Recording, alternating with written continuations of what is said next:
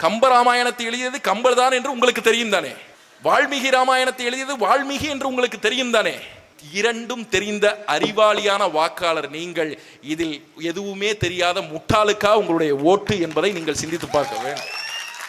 ஸ்டாலின் அவர்கள் ஒவ்வொரு மாவட்டத்தினுடைய தலைநகரத்திலும் மனநல காப்பகம் அமைப்போம். அவர் கொடுத்த தேர்தல் அறிக்கையிலேயே திட்டங்களிலேயே எனக்கு மிகவும் பிடித்தது இதுதான். தமிழ்நாட்டுக்கு இன்றைய தினம் அது தேவைப்படுகிறது. அதனாலே ஸ்டாலின் அவர்கள் இந்த 5 ஆண்டுகளிலே முதல் முறையாக நான் அவரை வரவேற்கிறேன். எடப்பாடி பழனிசாமி கேட்கிறாங்க, இந்த 10,000 ரூபாய் கொடுக்குறீங்களே, ஏற்கனவே நாடு 10,60,000 கோடி கடன்ல இருக்கே, இந்த 10,000 ரூபாய் கொடுப்பதற்கு உங்களுக்கு எங்கிருந்து காசு வரும்? இதையும் நீங்கள் கடன் வாங்கி கொடுத்தால் மேற்கொண்டு அந்த காசை எப்படி கட்டுவீர்கள் என்று கேட்கிற போது எடப்பாடி பழனிசாமி சொன்னார். என்ன சொன்னார் தெரியுமா? ஆட்சி அமைந்த பிறகு நிபுணர்களோடு நாங்கள் ஆலோசனை செய்வோம். நீ ஒரு சரியான விஷன் உள்ள லீடர்னா நீ பிளான் பண்ணி இந்த இங்க வச்சிருக்கோம் பார் பதாக, கனவு கன்னியாகுமரி, உலகம் ரசிக்க குமரி, மீனவர் வளம் பெற குமரி, நீதாரங்களை வாழ்வாதாரங்கள், மெய்யியல் மீட்போம், தரமான மருத்துவம், கல்வியில் உயர்வோம், விவசாய எதிர்காலம். இதை பாரு. எந்த கட்சிக்காரர்களாக வேண்டுமானாலும் இருக்கட்டும், பொதுமக்களாக வேண்டுமானாலும் இருக்கட்டும், எங்களிடம் கேளுங்கள் இதை எப்படி செய்வீர்கள் என்று. உங்களுக்கு A to Z என்ன டீடைல் தேவையோ எப்படி செய்வோம்னு சொல்றோம். நாடு வளர்கிறது என்கிறார்கள், இரட்டை இலக்க வளர்ச்சி என்கிறார்கள், தமிழ்நாடு வளர்ந்து கொண்டிருக்கிறது என்கிறார்கள். வளர்ந்து கொண்டிருக்கிற ஒரு நாட்டில் மதிப்பிற்குரியவர்களே, எதற்காக மக்களுக்கு ஓசியிலே காசு கொடுக்கிறீர்கள்? எதற்காக கொடுக்கிறீர்கள்? தாவேக்காவிலிருந்து வந்து யாராவது விவாதத்தில் பங்கெடுப்பார்கள், பொழுதுபோகும் நமக்கு பார்க்கறதுக்கு. அதையும் இப்ப கூடாதுன்னு சொல்லிட்டான் அந்த கட்சியில. யாரும் விவாத நிகழ்ச்சிக்கு போக கூடாது. அதாவது எங்க கட்சியில எல்லாம் எங்க அண்ணன் என்ன சொல்லுவார்னா, மரிய ஜெனிஃபர் கூட்டம் ஏற்பாடு பண்ணியிருக்கிறாங்க, நீ போய் பேசு, மக்களிடத்த கருத்துக்களை சொல்லி வாக்குகளை வாங்கி கொடு, அதுதான் உன் வேலை, போய் பேசு, ஓட்டு விழுவும்னு சொல்லுவாரு. அந்த கட்சியில நீ போய் பேசினால ஓட்டு போட மாட்டாங்க. ஏன்னா அந்த கட்சியில இருக்கிற எவனுக்கும் எதுவும் தெரியாது. பல கட்சிகள்ல தொண்டர்களுக்கு தான் அரசியல் தெரியாது, அந்த கட்சியில தலைவர்களுக்கே அரசியல் தெரியாது. உங்களை நம்பி வந்தவர்களை விட்டு விட்டு போன கோழை நீங்கள், சாக கொடுத்து விட்டு போன பேடி நீங்கள். 8 கோடி மக்கள் வசிக்கிற தமிழ்நாட்டை எதை நம்பி உங்களிடத்திலே கொடுப்பது? ஒரு தலைவன் என்பவன் பேராண்மை கொண்டவன்டா, பேராண்மை இருக்கணும் அவனுக்கு. தன்னை நம்பி ஒருவன் வந்து விட்டால் தன் உயிரே போனாலும் பரவாயில்லை, அவனை காப்பாற்ற வேண்டும் என்று எவன் நினைக்கிறானோ அவனே தலைவன். வந்து பார்த்தாங்களா கட்சியில இருந்து? எவ்வளவு செலவாகும்? 2 லட்சம் செலவாகும். கட்சியில இருந்து வந்து ஏதாவது பார்த்தாங்களா? 41 பேர் சாகும் போதே வந்து பார்க்காதவங்க அவங்க என் பிள்ளையவா வந்து பார்க்க போறேன்னு. இதுவாடா ஒரு தலைவன் ஒரு சமூகத்துக்கு கொடுக்கிற நம்பிக்கை? தாவேகா தொண்டர்கள் எந்த காலத்திலும் அரசியல்படுத்தப்பட மாட்டார்கள். அவர்களை விஜய் அரசியல்படுத்த மாட்டார். ஏன் அவர்களை அரசியல்படுத்த மாட்டார்? அவர்களை அரசியல்படுத்தினால் அவர்கள் எவனும் தாவேகாவிலே இருக்க மாட்டான், வெளியேறி போய் விடுவான். அதனாலே அரசியல்படுத்த மாட்டான். கூட்டத்தை கூட்டு, கூட்டத்தை கூட்டு, கூட்டத்தை கூட்டு. பார்க்கிற மக்கள் நம்மை மிகப்பெரிய சக்தியாக உணர வேண்டும். இவர்களுக்கு இவ்வளவு வலிமையா, இவ்வளவு படையா, கூட்டத்தை கூட்டு, கூட்டத்தை கூட்டுன்னு கொள்கை இல்லாத ஒரு கூட்டத்தை கூட்டி, ரசிக பரப்பான்மையிலே ஒரு கூட்டத்தை கூட்டி அவர்கள் சாவதற்கு காரணமே இந்த விஜய் தான். நான் வெளிப்படையா கூட்டம் சாட்டுறேன், நீ மறுத்து பேசுனி. ஏண்டா தஞ்சாவூர்ல வந்து ஒன்ன பார்க்க வந்து மண்டையில் அடிபட்டு செத்து போற நிலைமையில ஒருத்தன் கிடக்குறான்டா. உனக்கு கல்யாண நிகழ்ச்சி கேக்குது, கல்யாண நிகழ்ச்சி. 41 வருஷத்து போயிட்டா மலேசியாவில் போய் உனக்கு ஆட்டம் கேக்குது, ஆட்டம் ஆட்டம் கேக்குது. குமரி முனையில் நாம் தமிழர் என்கிற இந்த சிறப்புமிக்க பொதுக்கூட்ட நிகழ்வினை ஒருங்கிணைத்து நடத்தக்கூடிய இந்த பகுதியினுடைய பொறுப்பாளர்களே, எனக்கு முன்பாக இந்த மேடையில் சீரிய முறையில் கருத்துக்களை உங்களோடு பகிர்ந்து கொண்ட மதிப்பிற்குரிய பெருமக்களே, கன்னியாகுமரி சட்டமன்ற தொகுதியினுடைய வெற்றி வேட்பாளர் மரியாதைக்குரிய சகோதரி மரிய ஜெனிஃபர் அவர்களே, மேலும் பெயர் சொல்லி அழைத்து பேச வேண்டுமென்றால் அனைவருடைய பெயரையும் சொல்லி அழைத்து பேசும் அளவிற்கு ஆற்றல் பூண்டு கூடியிருக்கிற பெருமக்களே, இந்நிகழ்விற்கு அனுமதியும் பாதுகாப்பும் வழங்கிய காவல்துறை அதிகாரிகளே, எங்களுடைய பேச்சுகளை குறிப்பெடுக்கிற உளவுத்துறை அதிகாரிகளே, உங்கள் அனைவருக்கும் என் பணிவான வணக்கம். நான் சென்னையிலிருந்து வருகிறேன். கிட்டத்தட்ட ஒரு 12-13 மணி நேர பயணம் கன்னியாகுமரி வந்து சேர்வதற்கு. மகிழுந்திலே காரிலே தான் வந்தேன். இருந்தும் அவ்வளவு தூரம் அவ்வளவு நேரம் தேவைப்படுகிறது. நான் முதன்முறையாக பல ஆண்டுகளுக்கு முன்னால் இதே போன்ற ஒரு பொதுக்கூட்டம் பேசுவதற்காக கன்னியாகுமரிக்கு வந்தபோது நான் யோசித்தேன், கன்னியாகுமரியிலே இருக்கக்கூடிய மக்களுக்கு இங்கிருந்து 1.5 கிலோமீட்டர் தூரத்திலே திருவனந்தபுரம் இருக்கிறது, இங்கிருந்து 1.5 கிலோமீட்டர் தூரத்திலே தலைமைச் செயலகம் இருக்கிறது. இவ்வளவு அருகிலே தலைமைச் செயலகத்தை வைத்துக்கொண்டு, இவ்வளவு அருகிலே தலைநகரை வைத்துக்கொண்டு இங்கிருந்து 12-13 மணி நேரம் பயணப்பட்டு தமிழ்நாட்டினுடைய தலைநகருக்கு வர வேண்டிய தேவை அவர்களுக்கு என்ன வந்திருக்கிறது, ஏன் அவர்கள் கேரளாவில் இருந்து பிரிந்தார்கள், திருவிதாங்கூர் சமஸ்தானத்தில் இருந்து பிரிந்தார்கள் என்று நீண்ட நாட்களாக நான் சிந்தித்தது உண்டு. மதிப்பிற்குரியவர்களே, அதன் பிறகாக வரலாற்றை தேடி படிக்கிற போதுதான் தமிழகத்தில் எந்த மாவட்டத்திற்கும் இல்லாத சிறப்பு கன்னியாகுமரி மாவட்டத்திற்கு உண்டு.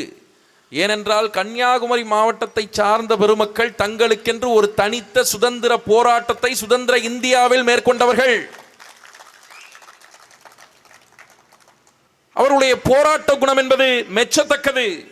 அநீதிக்கு எதிராக தொடர்ச்சியாக அந்த காலகட்டங்களில் கிளர்ந்து எழுந்த அந்த மக்கள் நின்றிருக்கிறார்கள்.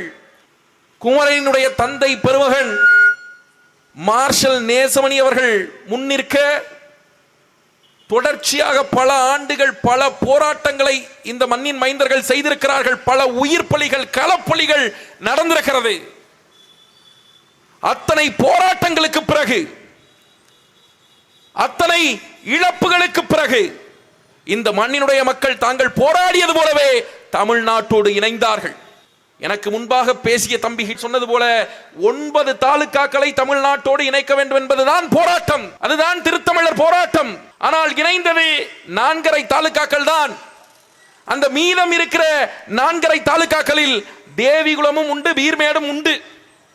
இன்னும் ஒரு அடி அழுத்தி, இன்னும் ஒரு அடி தீவிரமாக நின்று அந்த தாலுகாக்களையும் தமிழ்நாட்டோடு இணைத்திருப்பார்கள் என்றால் மதிப்பிற்குரியவர்களே, இன்றைக்கு இந்த முல்லை பெரியாற்று பிரச்சனையே இருக்காது. அந்த அளவிலே அது ஒரு தீர்க்க தரிசனமான போராட்டம். குமரியினுடைய மக்கள் கை கொண்ட போராட்டம் என்பது தீர்க்க தரிசனமான போராட்டம். நான் கன்னியாகுமரிக்கு வருகிற போது தமிழகத்தின் கடைக்கோடி பகுதிக்கு வருகிறேன் என்று என்னுடைய நண்பர் என்னிடம் சொன்னார். இந்தியாவிலே கக்கடைசியிலே கன்னியாகுமரி இருக்கிறது என்று எல்லோரும் சொல்வார்கள். தொடங்கும் போதே அவர்கள் காஷ்மீர் முதல் கன்னியாகுமரி என்றுதான் சொல்வார்கள். கன்னியாகுமரியை முன்னே வைக்க மாட்டார்கள். ஆனால் என்னளவிலே நான் நினைப்பது, இந்த இந்தியாவாக இருக்கட்டும், இந்த தமிழ்நாடாக இருக்கட்டும், அது தொடங்குகிற இடம் முதல் புள்ளி இந்த கன்னியாகுமரி தான். இந்த ஊரில் நின்றுதான் இந்த மக்கள் சமூகத்தை, தமிழ் மக்கள் சமூகத்தை நாம் பார்க்க வேண்டும். அதுபோலவே குமரி முனையில் நாம் தமிழர் என்கிற இந்த தலைப்பு என்பது குமரி முனையில் நாம் தமிழர் மட்டும் அல்ல. முதலிலே இருக்கிற பகுதியில் ஒரு நாம் தமிழர் கட்சி நடத்துகிற போராட்டம், நாம் தமிழர் கட்சி பங்கெடுக்கிற போராட்டங்கள், சந்திக்கிற தேர்தல்கள் என்பது மட்டுமல்ல, இந்த பகுதியிலே பெறக்கூடிய வெற்றி நாம் தமிழர் கட்சிக்கு ஒட்டுமொத்த தமிழ்நாட்டிலும் ஒரு பாதையை காட்டும் என்று நான் உறுதியாக நம்புகிறேன். மதிப்பிற்குரியவர்களே, நாம் சிந்திக்க வேண்டும். கன்னியாகுமரியினுடைய மக்களை, இந்த குமரி மாவட்டத்தினுடைய மக்களை நான் தமிழகத்தின் பல ஊர்களில் சந்தித்திருக்கிறேன். அரசியல் நிமித்தமாக, வேலை நிமித்தமாக வெளிநாடுகளுக்கு செல்கிற போது அங்கே இருக்கக்கூடிய குமரி மண்ணின் மைந்தர்கள் பல பேரை நான் சந்தித்து உரையாடி இருக்கிறேன், பேசியிருக்கிறேன். அப்படி அவர்களோடு உரையாடுகிற போது, அவர்களோடு பேசுகிற போது அவர்களிடத்தில் ஒரு தனிப்பட்ட குணாதிசயம் இருப்பதை நான் உணர்ந்திருக்கிறேன். அது தமிழகத்தினுடைய மற்ற பகுதிகளில் இருக்கக்கூடிய மக்களிடத்திலே பெரிய அளவில் நான் உணர்ந்தவன் இல்லை. ஆனால் குமரி மாவட்ட மக்களிடத்தில் மட்டும் நான் உணர்ந்திருக்கிறேன். என்னவென்றால், அவர்கள் எதையும் தெளிவுற தெரிந்து கொள்வதில் காட்டுகிற ஆர்வம்.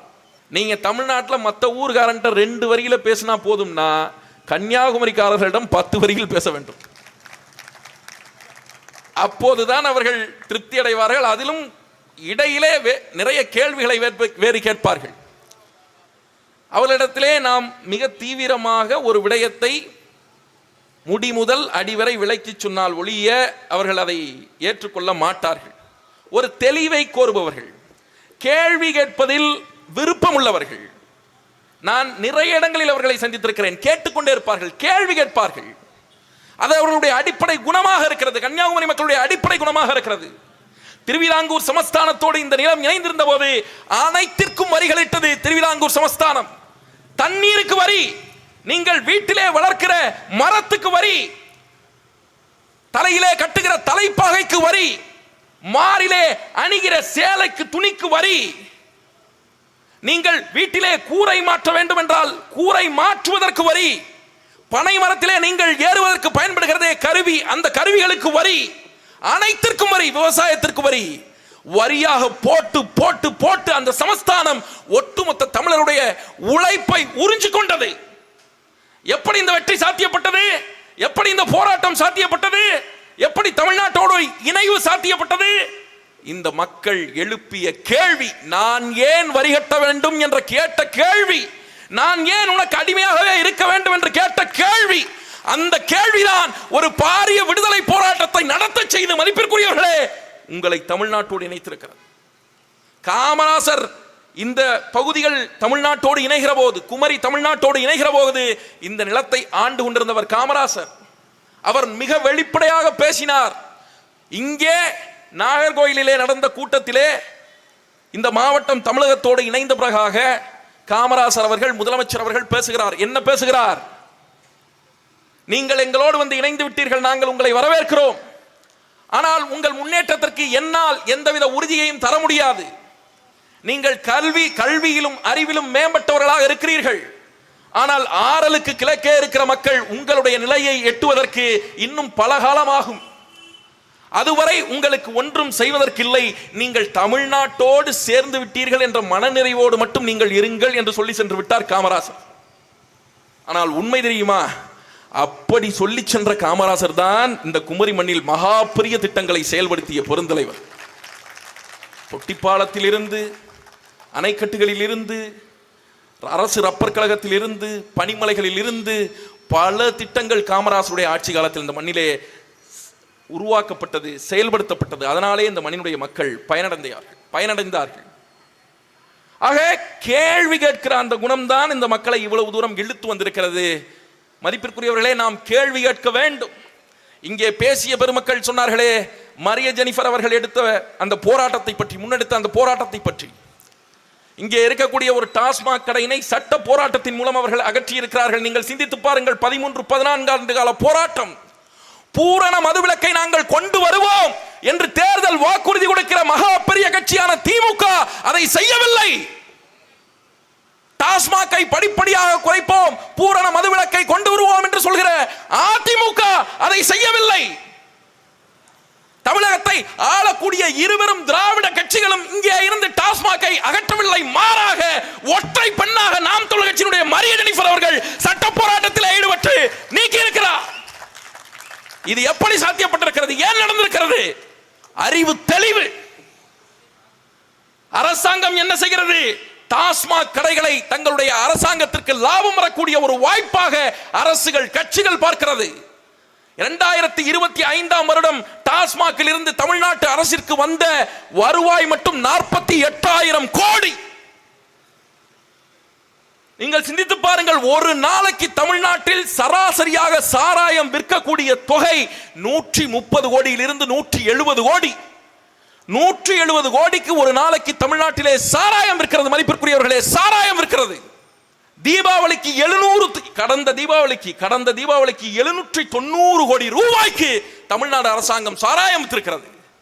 கடந்த பொங்கலுக்கு 725 கோடி ரூபாய்க்கு தமிழ்நாடு அரசு சாராயம் விற்றிருக்கிறது. பொங்கலுக்கும் தீபாவளிக்கும் விற்பனை குறைகிறது என்றால், உங்களுக்கு தெரிந்து யாரேனும் டாஸ்மாகில் பணியாற்றினால் அவரிடத்திலே கேட்டு பாருங்கள். பொங்கலுக்கும் தீபாவளிக்கும் விற்பனை குறைகிறது என்றால் டாஸ்மாகில் பணியாற்றக்கூடிய ஊழியர்கள் சஸ்பெண்ட் செய்கிற வரை இந்த அரசாங்கம் நகரும். அவர்களை டார்கெட் வைத்து விற்க சொல்லும். கோடிகளில் டார்கெட் வைத்து அந்த டார்கெட்டிற்கு வித்தே ஆக வேண்டும் என்று அவர்களை மன உளைச்சலுக்கு ஆளாக்கும்.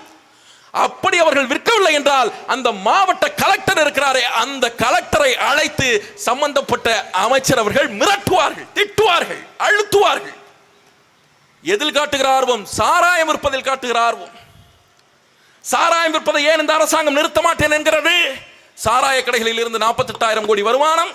சாராயத்தை தயாரிக்கக்கூடிய தொழிற்சாலைகள் இருக்கிறதே, டாஸ்மாகிற்கு சாராயம் வருகிறதே, சாராயத்தை அனுப்பி வைக்கிறதே, அந்த தொழிற்சாலைகள் அனைத்தும் தமிழ்நாட்டிலே அரசியல்வாதிகளுடையது. இதே திமுக, இதே அதிமுகவில் இருக்கிற அமைச்சர்மார்களுடையது.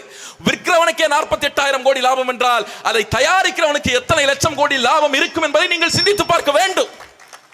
அந்த டாஸ்மாக்கு பக்கத்தில் இருக்கக்கூடிய பார்கள், மணமகள் மன்றங்கள், அதை டெண்டருக்கு எடுக்கக்கூடியவனும் இதே திமுக, இதே அதிமுக காரன். ஆக லட்சம் கோடி ரூபாயை வளம்பொழிக்க செய்கிற டாஸ்மாக்கை இழுத்து எப்படி அரசு மூடும்? மாறாக இந்த டாஸ்மாக் பிரச்சனையை ஏன் எங்களால் மிகச் சரியாக அணுக முடிகிறது? ஏன் எங்கள் மரிய ஜெனிஃபர் அவர்கள் டாஸ்மாக்கை இழுத்து பூட்டி இருக்கிறார்கள் என்றால், நாங்கள் வருமானம் ஈட்டக்கூடிய தொழிலாக டாஸ்மாக்கை பார்க்கவில்லை. மாறாக இந்த சமூகத்தை சீரழிக்கிற கேடாக டாஸ்மாக்கை பார்க்கிறோம். எங்கள் அக்கா கனிமொழி ஆவு என்றால் வரிந்து கட்டி கொண்டு வந்து விடுவார். ஒவ்வொரு தேர்தல் பிரச்சாரத்திலும் வந்து தமிழ்நாட்டிலே இளம் விதவைகள் அதிகமாக இருக்கிறார்கள், இந்தியாவிலே இளம் விதவைகள் அதிகமாக இருக்கக்கூடிய பகுதி தமிழ்நாடு தான். நிறைய மரணங்கள் நடந்திருக்கிறது, நிறைய ஆண்கள் செத்து போகிறார்கள். டாஸ்மாகை இழுத்து பூட்ட வேண்டும், சாராய ஆலைகளை இழுத்து பூட்ட வேண்டும் என்று ஒவ்வொரு தேர்தலுக்கும் கனிமொழி வந்து பேசுவார். இந்த தேர்தலிலும் வந்து பேசுவார், நீங்கள் பாருங்கள். மத்திய அமைச்சர் நாடாளுமன்ற உறுப்பினர் கனிமொழியால முடியாது, மரியம் ஜெனிஃபரால முடியுதுடா. நீங்க சிந்திச்சு பாருங்க, சாராயத்தினால் சமூகத்தில் என்ன விளைவுகள் நடக்கிறது. நான் தஞ்சாவூர்ல இருந்து வர்றேன். என் ஊரு பக்கத்துல கும்பகோணம்னு ஒரு ஊரு. கும்பகோணத்துல ஒரு அரசு பள்ளியில ஆண்டு விழா நடக்குது. அந்த ஆண்டு விழாவில் 12ஆம் வகுப்பு மாணவிகள் 4 பேர் பக்கத்தில் இருக்கிற காவிரி ஆற்றங்கரையிலே உட்கார்ந்து சாராயத்தை குடித்து விட்டு, 12ஆம் வகுப்பு மாணவிகள் சாராயத்தை குடித்து விட்டு ஆண்டு விழாவுக்கு போகிறார்கள். பள்ளிக்கூடத்திற்குள்ளாக போனவர்கள் மயங்கி விழுகிறார்கள். ஆசிரியர் பார்த்து கண்டிக்கிறார். ஆசிரியர் என்ன கேள்வி கேட்கிறார் என்றே அவர்களுக்கு புரியவில்லை. மாணவர்கள் சொக்கி சொக்கி விழுகிறார்கள். பெற்றோர்களுக்கு செய்தி சொல்லப்படுகிறது. பெற்றோர்கள் தலையிலே அடித்து கொண்டு வந்து அந்த மாணவிகளை வீட்டுக்கு இழுத்து போகிறார்கள். மாணவிகள் 12ஆம் வகுப்பு மாணவிகள். குடிக்க வைத்தது யாரா? குடிக்க வைத்தது யார்? இந்த நாட்டிலே நடக்கிற 80% குற்றங்களுக்கு பின்னாலே மதிப்பிற்குரியவர்களே போதைப் பொருள் இருக்கிறது, சாராயம் இருக்கிறது என்று உயர் நீதிமன்றம் சொல்கிறதே. அரசின் நிலைப்பாடு என்ன? பக்கத்திலே நாங்குநேரியிலே நடந்ததே, 2 நாளைக்கு முன்பாக சிவகங்கை நடந்ததே. போதையை போட்டுவிட்டு, கஞ்சாவை அடித்துவிட்டு, சாராயத்தை குடித்துவிட்டு கண்ணில் படுகிறவர்கள் எல்லாம் வெட்டினார்களே. போதை வெறியிலே, சாதி வெறியிலே தொடர்ச்சியாக நடந்து கொண்டே இருக்கிறது. அரசாங்கம் பொறுப்பேற்குமா? நாட்டிலே நடக்கக்கூடிய விபத்துகளில் 70% விபத்துக்கள் சாராயத்தினாலே நடக்கிறது என்கிறது உயர் நீதிமன்றம். அப்ப சாராயத்தை தடுத்து நிறுத்துவதில் அரசுக்கு உண்டான நிலைப்பாடு என்ன? 30-35 வயசுல தொடர்ச்சியா குடிச்சு குடிச்சு உழைக்கிற மக்கள் உழைக்கிற திறனை இழந்து போய் வெறும் சக்கையாக போகிறார். 40 வயதுக்குள்ளாக ரத்தம் கக்கி கிட்னி அழுகி குடல் வந்து செத்து போகிறார்.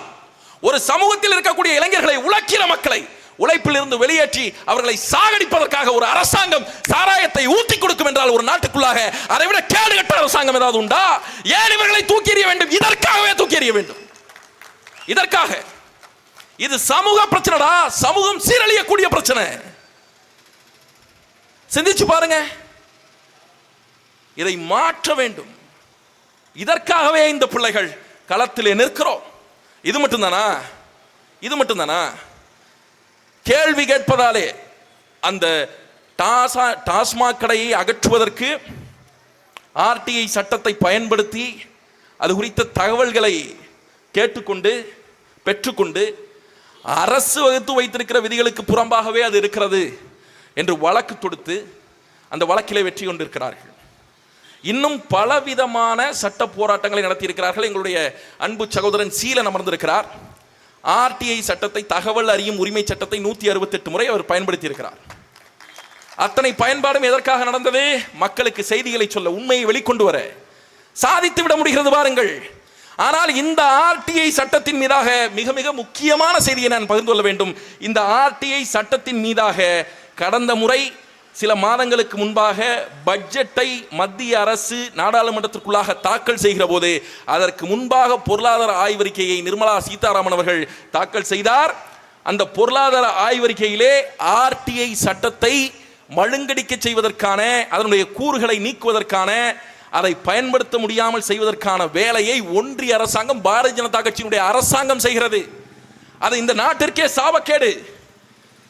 இந்த நாட்டில் இருக்கக்கூடிய சாதாரண மனிதர்கள், எளிய மனிதர்கள், எளிய மக்களுக்கு கிடைத்த ஆயுதம் தான் ஆர்டிஐ சட்டம். அந்த சட்டத்தின் மூலமாக கிராம பஞ்சாயத்து அலுவலகத்தில் இருந்து பிரதம அலுவலகம் வரை ஏதேனும் ஊழல் நடந்தால் அதை வெளியிலே கொண்டு வர முடியும். முறைகேடுகள் நடந்தால் அதை வெளியிலே கொண்டு வர முடியும். ஆனால் அந்த சட்டத்தை ஒன்றுமில்லாமல் தடுத்து நிறுத்துவதற்காக, தடை செய்வதற்கான வேலைகளை பாரதிய ஜனதா கட்சியின் அரசாங்கம் செய்ய ஆரம்பித்து விட்டது. ஏன் இவர்கள் கொதிக்கிறார்கள், பதறுகிறார்கள்? மதிப்பிற்குரியவர்களே, அந்த சட்டத்தினுடைய வரலாறு என்பது மிக மிக அற்புதமானது. ராஜஸ்தானிலே 1990களில் ராஜஸ்தான், இந்தியாவினுடைய ராஜஸ்தான் மாநிலத்திலே வாழக்கூடிய மக்கள், விவசாயிகள், கூலிகள், அவர்களுக்கு பெரிய அளவிலான வேலை வாய்ப்புகள் இல்லை. வேலை வாய்ப்புகள் இல்லை என்றவுடன் அரசாங்கம் அவர்களுக்கு வேலை கொடுப்பதற்கு ஒரு திட்டத்தை கொண்டு வருகிறது. அந்த திட்டம் செயல்படுத்தப்படுகிறது. இருந்தாலும் அந்த கூலி தொழிலாளர்கள், விவசாயிகள், ஏழைகளுடைய வாழ்க்கை முன்னேறியபாடில்லை. என்னவென்று விசாரித்தால் அவர்களுக்கு அந்த திட்டத்தின் மூலமாக போகக்கூடிய சம்பளம் முறையாக போகவில்லை. அந்த ஏழை மக்களுக்கு நீண்ட நெடுங்காலமாக உழைத்ததால் கொடுக்கப்பட வேண்டிய சம்பளம் முறையாக கொடுக்கப்படவில்லை. குறை சம்பளம் கொடுக்கப்பட்டது, பல ஊர்களில் கொடுக்கப்படாமல் இருந்தது. இதை தெரிந்து கொள்வதற்காக அந்த மக்கள் அந்த வருகை பதிவேட்டை, அந்த பணி சம்பந்தமான அந்த பதிவேட்டை, சம்பள பதிவேட்டை கிராம பஞ்சாயத்து அலுவலகத்திடம் கேட்டிருக்கிறார்கள். ஊழல் செய்த கிராம பஞ்சாயத்து அலுவலகம் தொடர்ச்சியாக அதை தருவதற்கு மறுத்திருக்கிறது, கொடுக்கல. நீண்ட நெடுங்காலமாக இவர்கள் போராடி பார்த்திருக்கிறார்கள், இதை நகலெடுத்துக் கொள்கிறோம் என்று கேட்டு பார்த்திருக்கிறார்கள், கொடுக்கவில்லை. எங்கேதான் மாட்டிக்கொள்வோம் என்ற பதற்றத்திலே கொடுக்கவில்லை. பிரச்சனை பெரிதான பிறகு அந்த கிராம பஞ்சாயத்து அலுவலகம் சொல்கிறது, நாங்கள் உங்களுக்கு நகல் கொடுக்க மாட்டோம், வேண்டுமென்றால் ஒரு சிலேட்டிலே எத்தனை வருகை பதிவேடு, எத்தனை நாட்கள் வந்திருக்கிறது என்பதை சிலேட்டிலே குறித்துக் கொண்டு நீங்கள் போங்கள். எழுதுகிற சிலேட்டிலே குச்சியை வைத்து குறித்துக் கொண்டு நீங்கள் போங்கள், சுண்ணாம்பு கட்டியை வைத்து. அவர்கள் நினைத்தது போலவே, சொன்னது போலவே அந்த தகவல்களை சிலேட்டிலே பதிவு செய்கிறார்கள். சுண்ணாம்பு கட்டியை வைத்து சிலேட்டிலே எழுதி கொண்டு வெவ்வேறு ஊர்களுக்கு, வெவ்வேறு கிராமங்களுக்கு போகிறார்கள். இது பற்றி பேசுகிறார்கள், ஊர் கூட்டங்களை கூட்டுகிறார்கள். ஊர் கூட்டங்களை கூட்டி ஆம் உண்மையிலேயே ஊழல் நடந்திருக்கிறது என்று தெரிந்த பிறகாக, உண்மையிலேயே ஏழை மக்கள் ஏமாற்றப்பட்டிருக்கிறார்கள் என்று தெரிந்த பிறகாக அவர்கள் அனைவரும் ஒன்றாக இணைந்து ஒரு பாரிய போராட்டத்தை 1996 முன்னெடுக்கிறார்கள். கிட்டத்தட்ட 40 நாள் அந்த காத்திருப்பு போராட்டம் ஏழை எளிய மக்களாலே நடத்தப்படுகிறது. அந்த போராட்டத்தினுடைய விளைவாக ராஜஸ்தான் மாநிலத்திற்குள்ளாக தகவல் அறியும் உரிமை சட்டம் நடைமுறைப்படுத்தப்படுகிறது. அதன் தொடர்ச்சியாக இந்தியா முழுவதும் நடைமுறைப்படுத்தப்படுகிறது.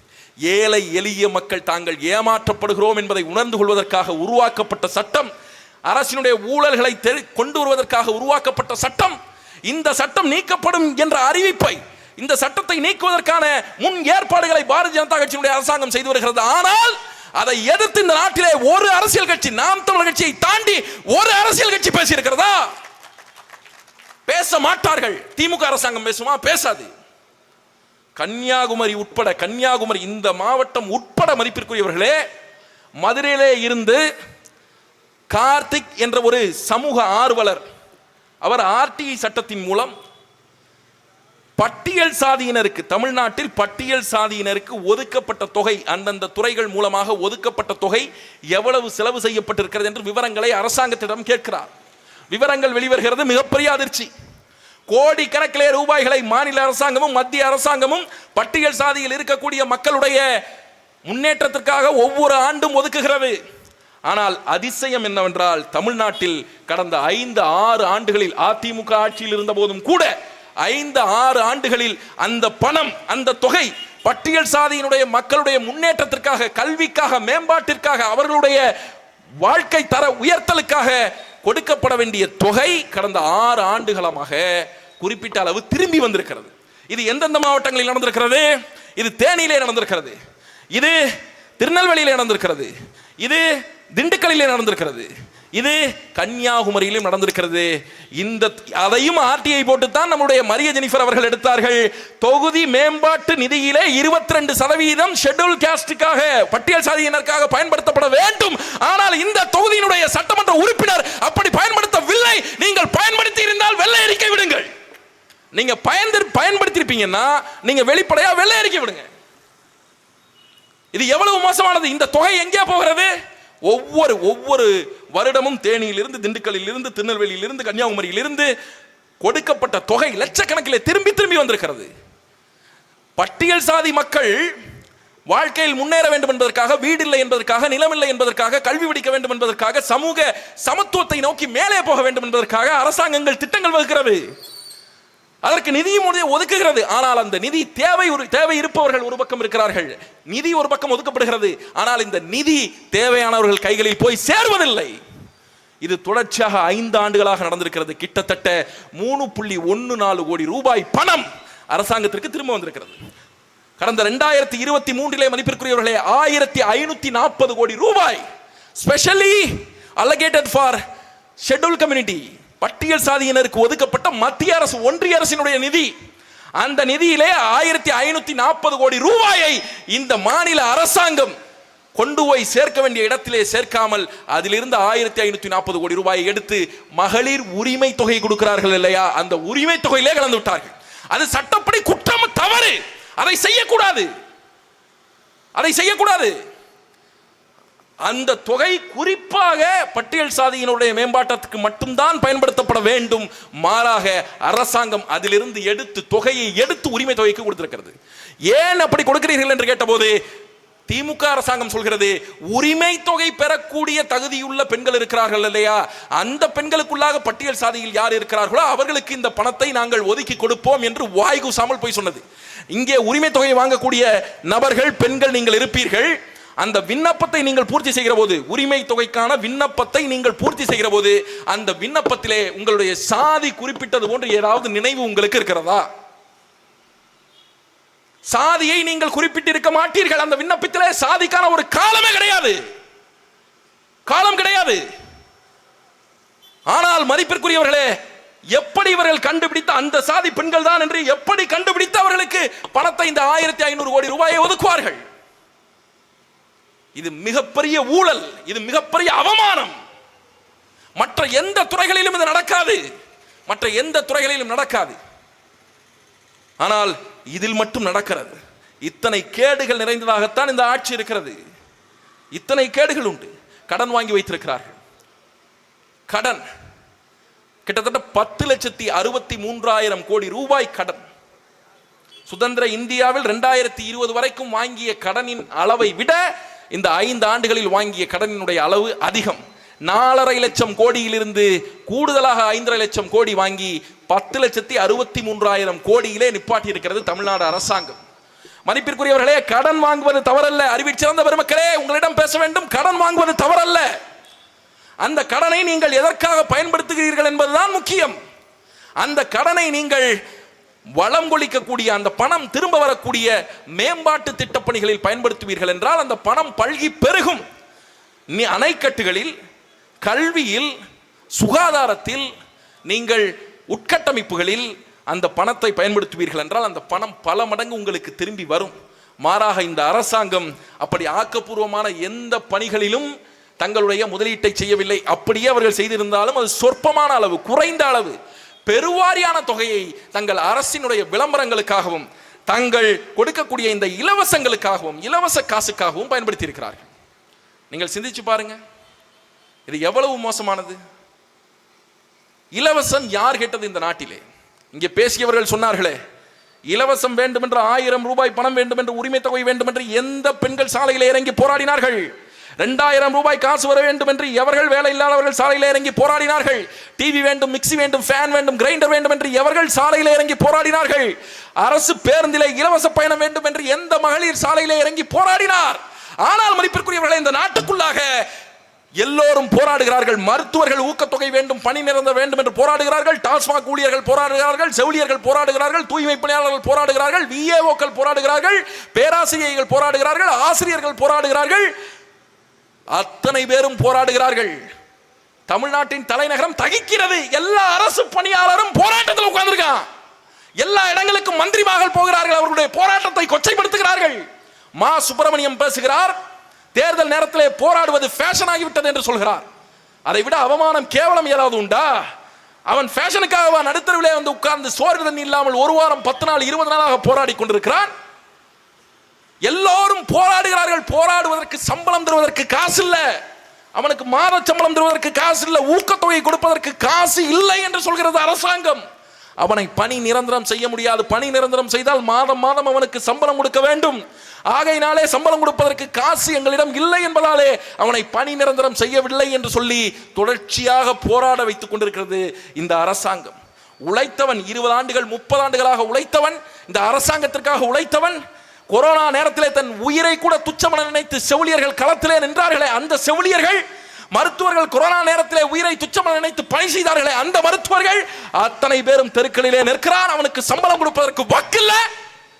ஆனா உன்னால 5000 10,000 இலவசம் கொடுக்க முடியுதுன்னா நீ என்னடா அரசாங்கம்? யாரா கேட்டது இலவசத்தை? யார் கேட்டது? மதிப்பிற்குரியவர்களே, இந்த இலவசங்கள் இந்த நாட்டை இன்னும் 5 ஆண்டுகளில் 10 ஆண்டுகளில் பிச்சை எடுக்க வைத்துவிடும். உங்கள் ஒவ்வொருவர் கைகளிலும் திருவோடு இருக்கும். இந்த திராவிட கட்சிக்கு, திமுகவுக்கு, அதிமுகவுக்கு ஓட்டு போட்டு இந்த நாடு சுபிட்சமாக மாறிவிடும், நம்முடைய வாழ்க்கை சிறந்து விடும் என்று உங்களிடம் கனவு இருக்கிறது என்றால், எண்ணம் இருக்கிறது என்றால், அந்த எண்ணத்தை இன்றோடு கைவிட்டு விடுங்கள். உங்களுக்கு நாளையில் நாளையின் பொழுதில் உங்களுக்கு இருளை தவிர அங்கு வேறு எதுவுமே இல்லை, எதுவுமே இல்லை. மிக மிக மோசமாக இந்த சமூகத்தை வழிநடத்தக்கூடிய வேலைகளை இந்த அரசாங்கங்கள் செய்கிறது. ஸ்டாலின் அவர்கள் 5000 ரூபாய் கோடை கால சிறப்பு தொகையாக சேர்த்து கொடுக்கிறார். அவர் 5000 ரூபாய் கொடுக்கிறார். நாங்கள் ஆட்சிக்கு வந்தால் 10,000 ரூபாய் கொடுப்போம் என்று எடப்பாடி பழனிசாமி அவர்கள் அறிவிக்கிறார். ஒரு புத்தியுள்ள எதிர்கட்சி தலைவன், ஒரு அறிவுள்ள எதிர்கட்சி தலைவன் இது போல சிந்திப்பானா அறிவிப்பானா என்று நீங்கள் சிந்தித்து பார்க்க வேண்டும். அதிமுக ஒரு அறிவாளி கூட இல்லையாடா, அதிமுக ஒரு புத்திசாலி கூட இல்லையாடா. ஏண்டா இந்த மாதிரி ஒரு திட்டத்தை கொண்டு வர்றமே, மக்கள் விமர்சிப்பானே, அவன் வாழ்க்கை நாஸ்தியா போகுமேன்னு கொஞ்சம் கூட சிந்திக்க மாட்டீங்கடா. எடப்பாடி பழனிசாமி கம்பராமாயணத்தை எழுதியது சேக்கிலார்னு சொல்லும் போதே நாங்க சுதாரிச்சிருக்கோம்டா. இங்க பாரு, கம்பராமாயணம் வால்மீகி ராமாயணம்னு 2 இருக்கு. பேர் மறந்துடக்கூடாதுன்னு தான் ராமாயணத்துக்கு முன்னாடியே வால்மீகி ராமாயணம்னு தனியாகவும் கம்பராமாயணம்னு தனியாகவும் வச்சிருக்கிறான். எழுதவன் பேர் முன்னாடி இருக்கு. என்ன இதுவே தெரியாம கம்பராமாயணத்தை எழுதினது சேக்கிலார் தான் எடப்பாடி பழனிசாமி சொல்றாரு. அடுத்து இப்ப அவர் முதலமைச்சர் ஆகணுங்கிறதுக்காக தேர்தலில் நிக்க போறாரு. நான் உங்களிடத்துல அறிவார்ந்த குமரி மக்களிடத்துல கேட்கிற கேள்வி ஒன்றே ஒன்றுதான். இந்த பகுதியிலும் அண்ணன் தளவாய் சுந்தரம் அவர்கள் அதிமுக சார்பிலே போட்டி போட போகிறார். நான் உங்களிடத்துல திறந்த மனதோடு ஒரு கேள்வியை கேட்கிறேன். கம்பராமாயணத்தை எழுதியது கம்பர் தான் என்று உங்களுக்கு தெரியும் தானே? வால்மீகி ராமாயணத்தை எழுதியது வால்மீகி என்று உங்களுக்கு தெரியும் தானே? இரண்டும் தெரிந்த அறிவாளியான வாக்காளர் நீங்கள். இதில் எதுவுமே தெரியாத முட்டாளுக்கா உங்களுடைய ஓட்டு என்பதை நீங்கள் சிந்தித்து பார்க்க வேண்டும், சிந்தித்து பார்க்க வேண்டும், சிந்தித்து பார்க்க வேண்டும். இத அதிமுக காரனுக்கு இந்த திட்டத்தெல்லாம் யார் சொல்றான்னு தெரியல. ஒரு காலகட்டத்தில் அவங்க மிக தீவிரமாக ஒரு ஃபன் மெட்டீரியலா தமிழகத்தினுடைய அந்த அரசியல் களத்தில் இருந்தார்கள். இன்றைக்கு அந்த இடத்தை தாவேகா என்கிற ஒரு கட்சி கைப்பற்றி இருக்கிறது. எடப்பாடி பழனிசாமியினுடைய ஆட்சி காலத்தில் அந்த 2 பேர் ஓபிஎஸ் இபிஎஸ் 2 பேர் இருந்தாங்கல்ல, அவங்க ஒன்னா சேர்ந்து இருந்தப்ப நடந்த கூத்துக்களை நீங்க பார்க்கணும். ரொம்ப காமெடியா இருக்கும். மதுரை விமான நிலையத்தில் எடப்பாடி பழனிசாமி இறங்கி வர்றாரு. டிடிவி கட்சிக்காரருக்கும் அவருக்கும் சண்டையாகி போயிருது, தள்ளுமுள்ளாகி போயிருது. மதுரை மாட்டுத்தாவணி காவல் நிலையத்தில் இபிஎஸ் மேல எடப்பாடி பழனிசாமி அவர்கள் மேல இன்றளவும் வழக்கு இருக்கிறது. நீங்கள் வேண்டுமானால் பரிசோதித்துக் கொள்ளுங்கள். அது என்ன வழக்கு தெரியுமா? மானத்தை வாங்கணுங்கிறதுக்காகவே எடப்பாடி பழனிசாமி அவர்கள், யாரு தமிழகத்தினுடைய முதலமைச்சராக இருந்தவர், எதிர்கட்சி தலைவராக இருக்கிறவர், செல்போனை திருடிட்டார்னு போலீஸ் ஸ்டேஷன்ல கம்ப்ளைண்ட் போட்டது திமுக அரசு. கொஞ்சம் நியாயமா போட வேணாம்டா. செல்போனை திருடுறதாடா எடப்பாடி பழனிசாமிக்கு வேலை, எதிர்கட்சி தலைவருக்கு வேலை. அது பயங்கர புத்திசாலிங்க அந்த கட்சியில. அதுல இந்த செல்லூர் ராஜு அண்ணன் பேசினார்ல, இந்த தர்மக்கோள் போடுறத பத்தி. செல்லூர்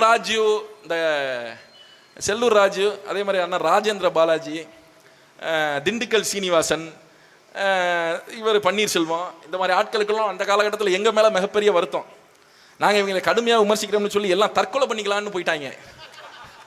சீமான் தம்பிகள் ரொம்ப மோசமாக பேசுகிறாங்க, நம்ம போய் கடலில் குதிச்சிருவோம்னு ஒன்றா கிளம்பி கடலுக்கு போயிருக்காங்க. 4 பேரும் கார் எடுத்துக்கிட்டு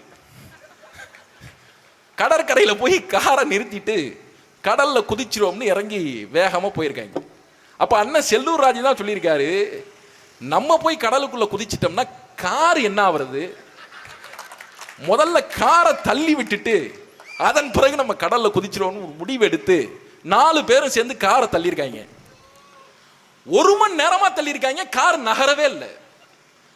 என்னடா 1 மணி நேரமா தள்ளியிருக்காங்க, கார் நகலறன்னு பார்த்தா இவங்க புத்திசாலிங்க பாருங்க, முன்னாடி 2 பேர் தள்ளியிருக்கான், பின்னாடி 2 பேர் தள்ளியிருக்கான்.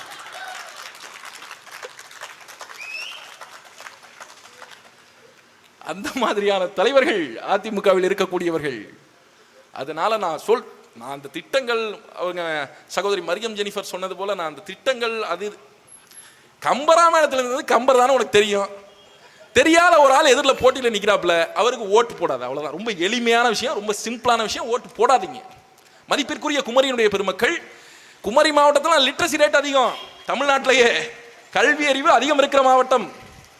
மனிதவள மேம்பாட்டில் ஹியூமன் டெவலப்மெண்ட் இண்டெக்ஸில் தமிழ்நாட்டில் முதல்ல இருக்கக்கூடிய மாவட்டம். இந்த மாவட்டத்தில் இருப்பவர்கள் மீண்டும் ஒரு முறை அதிமுகவை தேர்ந்தெடுத்து விடாதீர்கள். அதுதான் மிக முக்கியமான செய்தி. இப்போ 10,000 ரூபாய் கொடுப்போம்னு திட்டம் போடுறாரு எடப்பாடி பழனிசாமி அவர்கள். அவரிடத்துல நம்ம கேட்கிற கேள்வி, ஏன் 10,000 ரூபாய் கொடுக்குறீங்க? அதுவும் கருணை தொகை என்கிற பேரிலே கொடுக்கிறீர்களே, அது என்ன கருணை தொகை எனக்கு புரியல. கருணை நமக்கு யார் மீது வரும்? பிச்சைக்காரர்கள் மீது கருணை வரும். உடல் ஊனமுற்று வேற வாய்ப்பே இல்லாமல், வாழ்க்கையில் வேறு வழியே இல்லாமல் நிர்கதியாக கோவில் வாசல்களிலே யாசகம் பெறுகிறார்களே, அவர்களை பார்க்கிற போது நமக்கு கருணை வரும். அப்படி கருணை வருவதில் ஒரு நியாயம் உண்டு. அப்போ அவர்களுக்கு நீங்கள் கொடுப்பீர்களே, கையை நீட்டுகிற போது நீங்கள் போடுவீர்கள் இல்லையா காசு, யாசகம், பிச்சை, அதற்கு பேர் தான் கருணை தொகை. அப்படி வாசலிலே, கோவில் வாசலிலே பிச்சை எடுக்கிறாரே ஒரு மனிதர், அவருடைய வாழ்க்கையை காலகாலத்திற்கு மேம்படுத்த வேண்டும், அவர்களுக்கு எதிர்காலத்தை மிக சிறப்பாக உருவாக்கி தர வேண்டும் என்கிற எண்ணம் ஒரு சாதாரண மனிதனாக, கடந்து போகிற, அவரை பார்த்து கடந்து போகிற மனிதனாக எனக்கு கிடையாது.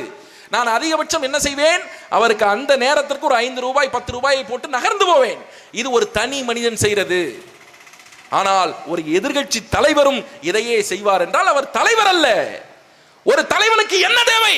எங்களிடம் இருப்பது போல திட்டங்கள் தேவை. இந்த சமூகத்தை எப்படி வழிநடத்த போகிறோம் என்கிற தெளிவு தேவை, பார்வை தேவை, அறிவியல் பூர்வமான, ஆக்கப்பூர்வமான சமூகத்தை முன்னேற்றுவதற்கான திட்டங்கள் தேவை. அவன்தான் எதிர்க்கட்சி தலைவர், அவன்தான் தலைவர், அவன்தான் தலைமை ஏற்கணும். அதுதான் சரி.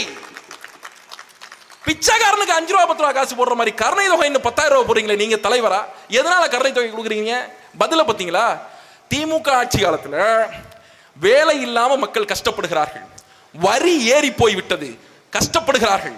அதனாலே அவர்களுடைய கஷ்டத்தை போக்குகிற விதத்திலே 10,000 ரூபாய் கருணை தொகை கொடுக்கிறேன். இதை யார் சொல்வது? எடப்பாடி பழனிசாமி சொல்வது. நீங்கள் 10,000 ரூபாய் காசு கொடுத்தால் அவர்களுடைய வாழ்க்கை முன்னேறி விடுமா? 2,000 ரூபாய் 5,000 ரூபாய் காசு கொடுத்துட்டு பார்த்து செலவு பண்ணுங்கன்னு சொன்னாரு ஸ்டாலின் அவர்கள். அது போல இருக்கியாது. 10,000 ரூபாய் கொடுத்து ஒருத்தன் வாழ்க்கையை முன்னேற்றம்னா புரியலை எனக்கு. திமுக ஆட்சி காலத்தில் அவனுக்கு வேலை இல்லை, கஷ்டப்படுகிறான் என்று நீங்கள் நினைத்தால், அதிமுக ஆட்சிக்கு வந்தால் வேலை வாய்ப்பை உருவாக்கி தருவோம் என்று சொன்னால் அவன் சரியான எதிர்க்கட்சி. திமுகவினுடைய ஆட்சி காலத்திலே வரிகள் அதிகரித்திருக்கிறது, அதனாலே மக்கள் துன்பப்படுகிறார்கள். அதிமுக ஆட்சிக்கு வந்தால் வரிகளை குறைப்போம் என்று சொன்னால் நீங்கள் சரியான எதிர்க்கட்சி, சரியான தலைவர். பத்திரிகையாளன் கேட்கிறான், 5,000 ரூபாய் கொடுக்கும் போதே சொத்து வரி 3 மடங்கு உயர்ந்து விட்டது, பத்திரப்பதிவு கட்டணம் உயர்ந்து விட்டது, குப்பை வரி உயர்ந்து விட்டது, மின்சார கட்டணம் உயர்ந்து விட்டது, அத்தியாவசிய பொருட்கள் விலை அனைத்தும் உயர்ந்து விட்டது. இந்த 5 ஆண்டு காலத்திலே நீங்கள் சிந்தித்து பாருங்கள் மதிப்பிற்குரியவர்களே. பெட்ரோல் என்ன விலைக்கு போட்டீங்க 5 வருஷத்துக்கு முன்னாடி, இப்ப என்ன விலை இருக்கு? திமுகவினுடைய தேர்தல் அறிக்கையிலே பெட்ரோல் விலையை 5 ரூபாய் குறைப்போம், டீசல் விலையை 4 ரூபாய் குறைப்போம் என்று தேர்தல் அறிக்கை கொடுத்தார்கள். குறைத்தார்களா? மின் கட்டணத்தை 2 மாதத்திற்கு பதிலாக 1 மாதத்திற்கு ஒரு முறை எடுப்போம் என்று திமுக தேர்தல் அறிக்கை கொடுத்தது எடுத்ததா? அது கூட வேண்டாங்க.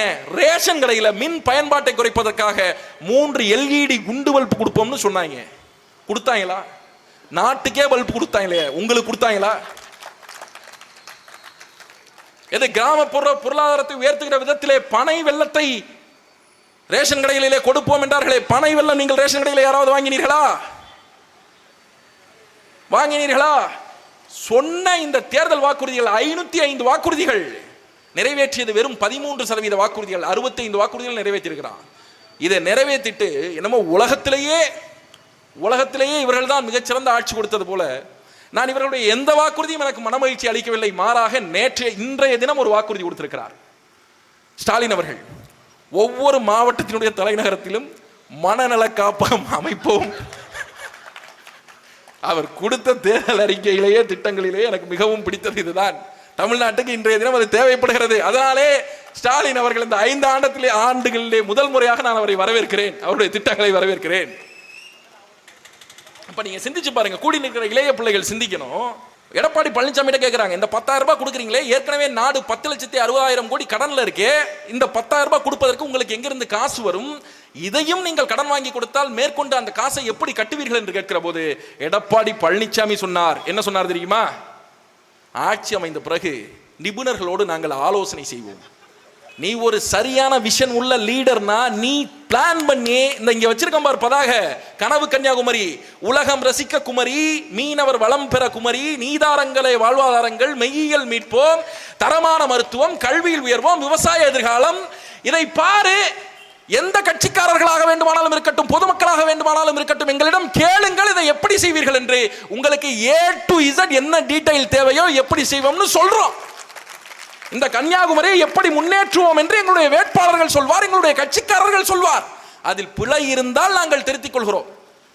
இது ஒரு விஷன், இது ஒரு பார்வை. என் மண்ணை, என் ஊரை நான் எப்படி மாற்ற விரும்புகிறேன், எதிர்காலத்தில் என் ஊரில் இருக்கக்கூடிய இளைய தலைமுறைகளுக்கான ஒரு சொர்க்க பூமியாக இந்த ஊரை எப்படி மாற்றப் போகிறேன், இந்த ஊரில் இருக்கக்கூடிய இயற்கை வளங்கள் சுரண்டப்படுகிறதே அதை எப்படி தடுத்து நிறுத்தப் போகிறேன், இந்த ஊரிலே இருக்கக்கூடிய மீனவர்கள் துன்பப்படுகிறார்களே அவருடைய வாழ்க்கை எப்படி மாற்றப் போகிறேன், என் ஊரை எப்படி உயர்த்த போகிறேன். மதிப்பிற்குரியவர்களே, ஆப்பிரிக்காவினுடைய அதிபர் ஜூலியஸ் நைராரே சொல்லுவார், என்ன சொல்லுவார்? நாங்கள் இந்த பூமியை எங்களுடைய மூதாதையரிடமிருந்து வாங்கவில்லை, நாங்கள் இந்த ஊரை எங்களுடைய மூதாதையரிடமிருந்து வாங்கவில்லை, மாறாக எங்களின் எதிர்கால சந்ததியிடமிருந்து வாங்கி இருக்கிறோம். அவர்களுக்கு எந்தவித சேதாரமும் இல்லாமல் இந்த நிலத்தை திருப்பி கொடுக்க வேண்டியது எங்களுடைய பொறுப்பு என்று சொன்னார். அதையே பொறுப்பாக இந்த பிள்ளைகள் ஏற்றுக்கொள்கிறோம். இவ்வளவு தெளிவு இருக்கிறது. இந்த தெளிவு எடப்பாடி பழனிசாமிக்கு இருக்கிறதா? அவர் கட்சியிலே போட்டி போட போகிற தலைவாய் சுந்தரத்திற்கு அவரிடத்திலே இந்த மாதிரியான திட்டங்கள் இருக்கிறதா? அவருக்கு ஏன் நீங்கள் வாக்கு செலுத்த வேண்டும்? காரணங்கள் சொல்லுங்கள். என்னத்தை புதிதாக கண்டுவிட போகிறீர்கள் பெருமக்களே? 60 ஆண்டு காலத்திற்கு மேலாக திராவிட ஆட்சி நடக்கிறது. துன்பம் துயரம் கடந்தோம் இல்லை, துன்பம் கடைந்தோம் இல்லை, கண்ணீர் வடித்தோம் இல்லை, கவலைகள் தீர்ந்ததில்லை. பட்டுக்கோட்டை கல்யாண சுந்தரம் தான் பாடினான், ஓரமா கிழிஞ்சிருந்தா ஒட்டு போட்டு கட்டிக்கலாம், இது நடுவால கிழிஞ்சிருச்சு நாகரத்னமே, அதுவும் 4 முளை வேட்டி அடி கனகரத்னமேன்னு சொன்னார். 4 முளை வேட்டி நடுவால கிழிஞ்சா எதுக்காவது ஆகுமா? எதுக்கும் ஆகாது. அப்படி கிழிஞ்சு தொங்குதுரா எங்க மக்களுடைய வாழ்க்கை, அப்படி கிழிஞ்சு தொங்குதுரா. இந்த மண்ணுக்குள்ளாக படித்தவன் எல்லாம் என்ன செய்தான்? இந்த நாட்டிலே திட்டங்கள் சட்டங்கள் போடுகிறார்களே பெருமக்கள், அரசியல்வாதிகள் என்ன செய்தார்கள்? கொள்ளையடித்தார்கள். ஒரு சாதாரண மனிதன் கவிதை எழுதினான், ஒரு வாக்காளனால் மிக எளிமையாக ஒரு மனிதனை மந்திரியாக்கி விட முடிகிறது. ஒரு வாக்காளனால் மிக எளிமையாக ஒரு மனிதனை மந்திரியாக்கி விட முடிகிறது. எவ்வளவு முயன்றாலும் ஒரு மந்திரியை மீண்டும் மனிதனாக்க முடியவில்லை என்று எழுதினார். இவர்களுக்கு எந்த நோக்கமும் கிடையாது, எந்த திட்டமும் கிடையாது, ஊரை முன்னேற்ற வேண்டும் என்ற எந்த தொலைநோக்கு பார்வையும் கிடையாது.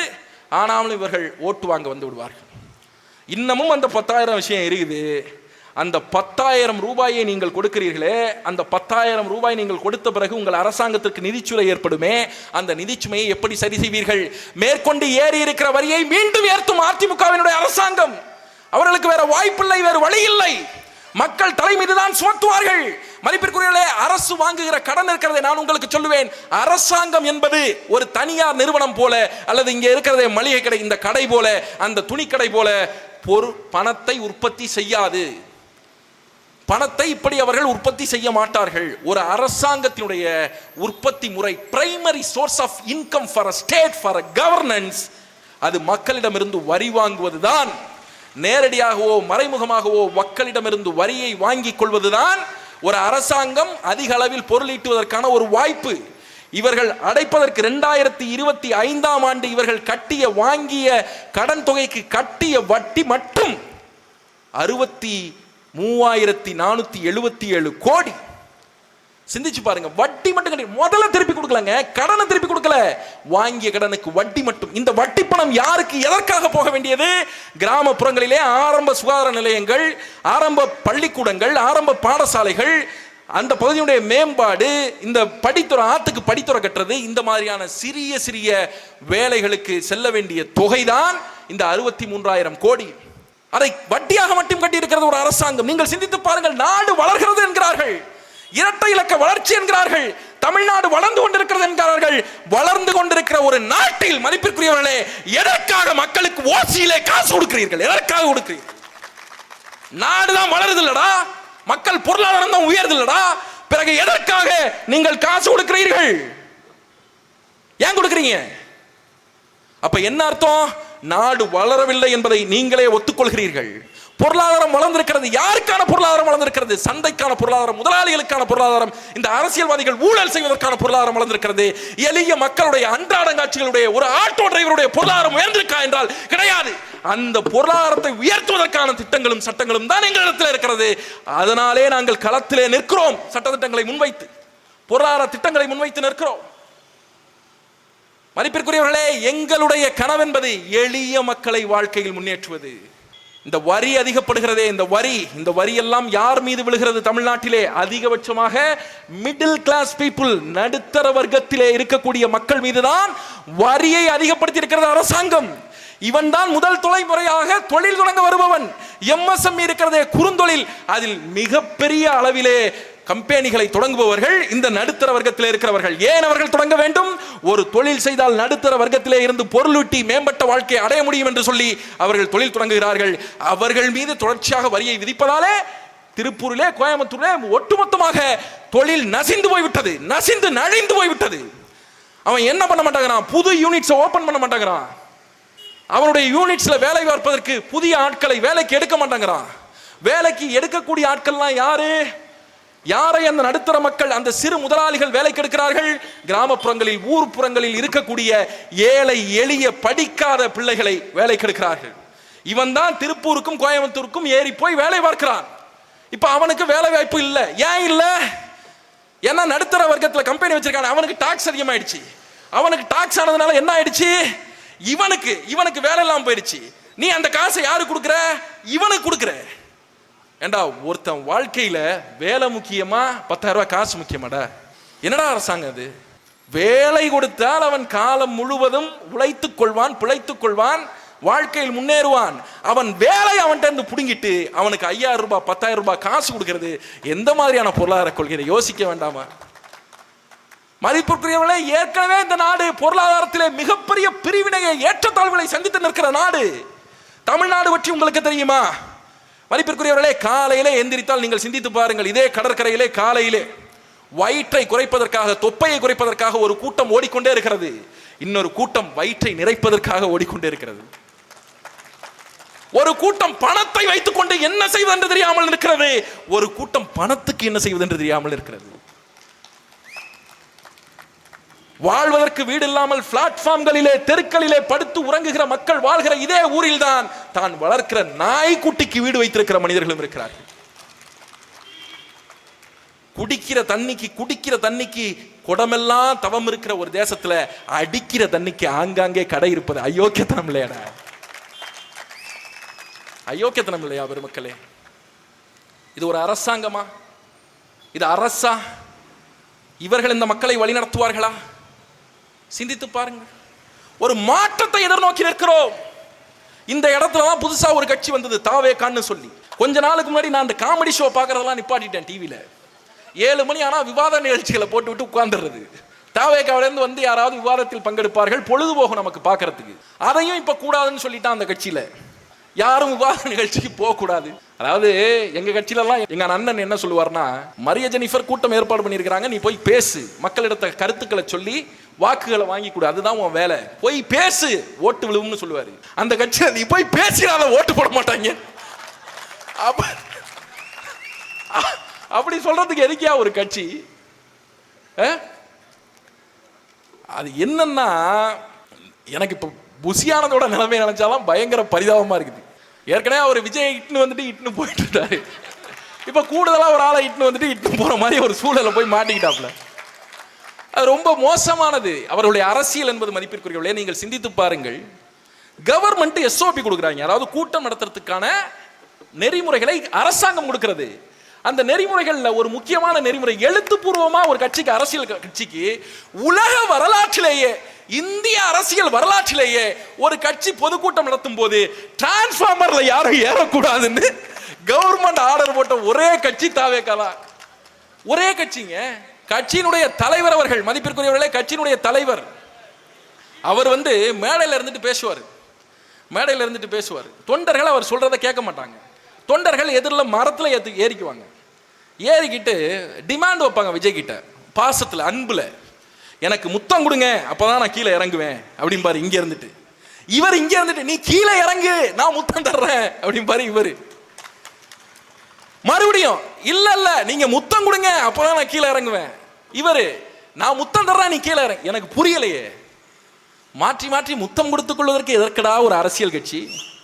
ஒரு தொண்டனும் தலைவனும் முத்தம் கொடுத்துக் கொள்வதற்கு எதுக்கு அரசியல் கட்சி? நீங்க அங்க பேட்டி எடுக்கிறாங்கல்ல அந்த கட்சி தொண்டர் இடத்துல பாரு, கேளுங்க, உங்களுடைய கொள்கை தலைவர் யாருன்னு கேட்டாங்க ஒருத்தவன்ட்ட. அவர் விஜய் தான், தளபதி தான். இல்ல கொள்கை தலைவர் யாருங்க? கொள்கை தலைவர்னா இல்லைங்க, பின்னாடி ஒரு 5 பேர் வச்சிருக்கிறீங்களே அவங்கள. எங்களுக்கு கொள்கை தலைவர் தெரியலங்க. இந்த இப்போ ஈரோட்ல இருந்து வந்தார்ல அவர் தான் அப்படின்ட்டான். யார்? செங்கோட்டையன். செங்கோட்டையன் தாவேகாவிற்கு எதற்காக போனார் என்று இன்று வரை அவருக்கும் தெரியல, அவர் சேர்த்துக்கிட்ட தாவேகாக்காரர்களுக்கும் தெரியல, நமக்கும் தெரியல. எங்க 45 ஆண்டு கால அரசியல் வாழ்க்கைங்க, 9 முறை எம்எல்ஏங்க. யாரு? செங்கோட்டையன். பல முதலமைச்சரை பார்த்தவர், அதிமுகவிலே 2வது இடத்துல இருந்தவர். அனைத்தையும் விட்டு விட்டு தாவேகாவிற்கு போகிறார். விஜய் என்ன மாதிரி இங்க நின்றுகிட்டு இருக்கிறாரு, பக்கத்துல இங்க செங்கோட்டையன் நின்றுட்டு இருக்கிறாப்புல கீழே இருந்து கத்துறாங்க. விஜய மறைக்கிறாரா அவரு செங்கோட்டையன். Bro நவருங்க bro. யாரு? செங்கோட்டையன். அடா பாவமே, அந்த ஆளுக்கு அவருக்கா இந்த நிலைமை? சிந்திச்சு பாருங்க. அந்த கட்சிக்கு எந்த விதமான அரசியலும் கிடையாது. அவர்களை, மதிப்பிற்குரியவர்களே, அவர்களை நாம் எடை போட வேண்டும். இது மிகப்பெரிய ஒரு ஆபத்து சமூகத்திற்கு. அவர்களை நகைச்சுவையாக அணுகுவதற்கெல்லாம் ஒன்றுமில்லை. ஏன்னா அந்த கட்சியில் இருக்கிற எவனுக்கும் எதுவும் தெரியாது. பல கட்சிகளில் தொண்டர்களுக்கு தான் அரசியல் தெரியாது, அந்த கட்சியில் தலைவர்களுக்கே அரசியல் தெரியாது. அந்த இல்லைன்னா அந்த கட்சியினுடைய பொதுச் செயலாளர் 117 தொகுதிகளில் வெற்றி பெற்றால் தாவேகா தமிழகத்திலே ஆட்சி அமைக்கும் என்று பேசுவாரா? ஒரு பொதுச் செயலாளர் பேசுற பேச்சா இது? எங்கள் கட்சியினுடைய தலைவர் 3-4 தொகுதிகளில் நிற்பார் என்று பேசுகிறாரே, 3-4 தொகுதிகளில் நின்னா தேர்தல் ஆணைய சீட்டை கழிச்சு கட்சியை தடை பண்ணி பிடிச்சி ஜெயிலுக்குள்ள வச்சிருமியா? ஒரு கட்சி தலைவர் எத்தனை தொகுதிகளில் நிக்கணும்னு கூட அந்த கட்சியினுடைய பொதுச் செயலாளருக்கு தெரியாது. எது ஒன்றுமே தெரியாது. நீங்கள் சிந்தித்து பாருங்கள், சிந்தித்து பாருங்கள். 41 பேர் கரூரிலே இறந்து விட்டார்கள். நான் வெளிப்படையாக பேச விரும்புகிறேன். அது தாவேகாவினுடைய பிரச்சனையா? அது தாவேகாவினுடைய பிரச்சனை அல்ல, மாறாக அது ஒரு சமூகத்தினுடைய பிரச்சனை. ஒரே நேரத்திலே ஒரு குறிப்பிட்ட இடத்திலே குழந்தைகள், பெண்கள் உட்பட 41 பேர் இறந்து போகிறார்கள் என்றால், மதிப்பிற்குரியவர்களே, அது மிக சாதாரணமான பிரச்சனை அல்ல. அது ஒரு சமூக பிரச்சனை. அந்த பிரச்சனையை விஜய் எப்படி அணுகினார்? ஏன் 72 நாட்கள் அவன் செத்து போன பிறகு வீட்டுக்குள்ளே போய் இருந்து கொண்டு வீட்டை விட்டு வெளியிலே வராமல் 72 நாட்கள் இருந்தீர்களே, ஏன் இருந்தீர்கள்? உங்களை நம்பித்தானே வந்தான், உங்களை நம்பித்தானே செத்து போனான். அவன் இறந்த முகத்தை நீங்கள் பார்த்ததுண்டா?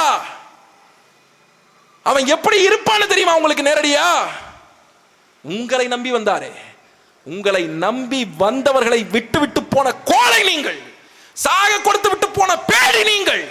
8 கோடி மக்கள் வசிக்கிற தமிழ்நாட்டை எதை நம்பி உங்களிடத்திலே கொடுப்பது? ஒரு தலைவன் என்பவன் பேராண்மை கொண்டவன்டா, பேராண்மை இருக்கணும் அவனுக்கு. தன்னை நம்பி ஒருவன் வந்துவிட்டால் தன் உயிரே போனாலும் பரவாயில்லை, அவனை காப்பாற்ற வேண்டும் என்று எவன் நினைக்கிறானோ அவனே தலைவன், அவனே தலைவன். அந்த மாதிரி தகுதி இருக்கா விஜய்க்கு? ஏன் சாவு நடக்கிறது அந்த கூட்டத்திலே? ஏன் மரணம் நடக்கிறது? என் ஊரிலே, தஞ்சாவூரிலே 2 நாட்களுக்கு முன்பாக விஜயை பார்க்க போன ஒரு பையன் வாகனத்தில் அடிபட்டு, தலையிலே அடிபட்டு மருத்துவமனையில் இருக்கிறான். உயிருக்கு ஆபத்தான நிலையிலே இருக்கிறான். அவருடைய தந்தை பேட்டி கொடுக்கிறார். அத்தனை துன்பம் அவருடைய முகத்திலே, அத்தனை சிந்தனைகள் அவருடைய முகத்திலே, அத்தனை வறுமை அவருடைய முகத்திலே. அந்த முகத்தை பார்க்கும் போதே அழுக வந்துடும். அந்த மனுஷன் பேசுறாரு. சொன்னாங்க என் பிள்ளைகிட்ட, கேட்கலங்க. வந்து பார்த்தாங்களா? கட்சியில இருந்து எவ்வளவு செலவாகும்? 2 லட்சம் செலவாகும். கட்சியில இருந்து வந்து ஏதாவது பார்த்தாங்களா? 41 பேர் சாகும் போதே வந்து பார்க்காதவங்க அவங்க என் பிள்ளையவா வந்து பார்க்க போறேன்னு. இதுவாடா ஒரு தலைவன் ஒரு சமூகத்துக்கு கொடுக்கிற நம்பிக்கை? இதுவா ஒரு நம்பிக்கை?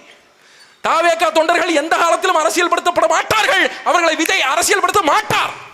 ஏன் அவர்களை அரசியல்படுத்த மாட்டார்? அவர்களை அரசியல்படுத்தினால் அவர்கள் எவனும் தாவேகாவிலே இருக்க மாட்டான், வெளியேறி போய் விடுவான். அதனாலே அரசியல்படுத்த மாட்டான். ஒரு அரசியல் கட்சி என்றால் மக்களிடத்திலே, களத்திலே நிற்க வேண்டும். எங்களுடைய வேட்பாளர், எங்களுடைய கட்சி உறுப்பினர்கள் இருக்கிறார்களே அனுதினமும் களத்திலே, அதுபோல களத்திலே நிற்க வேண்டும். மக்களோடு மக்களாக அவனுக்கு என்ன பிரச்சனை என்று பக்கத்திலே எவன் நிற்கிறானோ அவனே அரசியல்வாதி. அதை விஜய் செய்ய மாட்டார். மக்களோடு தன்னுடைய இணக்கத்தை வெளிப்படுத்துவதற்காக அனுதினமும் பத்திரிகையாளர்களை சந்திப்பார். எங்களுடைய அண்ணன் சீமான் சந்திக்கிறாரே, ஒரு நாளைக்கு 2 முறை பத்திரிகையாளர்களை, அப்படி பத்திரிகையாளரை சந்திப்பார். அதை விஜய் செய்ய மாட்டார். மக்களுடைய மிக முக்கியமான பிரச்சனைகள், கூடங்குளம் பிரச்சனைகள், பெரு விபத்து, இதில் எதுவாக இருந்தாலும் களத்திலே வந்து நிற்பவனே தலைவன். அதை விஜய் செய்ய மாட்டார். இந்த எந்த அரசியல் நடவடிக்கைகளிலுமே ஈடுபடாமல் ஆட்சியை என்கிட்ட கொடு, முதலமைச்சரை பதவியை என்கிட்ட கொடுன்னா இது எவ்வளவு மோசமானது. இதில் எதையுமே நீங்கள் செய்ய மாட்டீர்கள். உங்களுக்கு தெரிந்த ஒரே அரசியல் கூட்டத்தை கூட்டு, கூட்டத்தை கூட்டு, கூட்டத்தை கூட்டு, கூட்டத்தை கூட்டு. பார்க்கிற மக்கள் நம்மை மிகப்பெரிய சக்தியாக உணர வேண்டும்.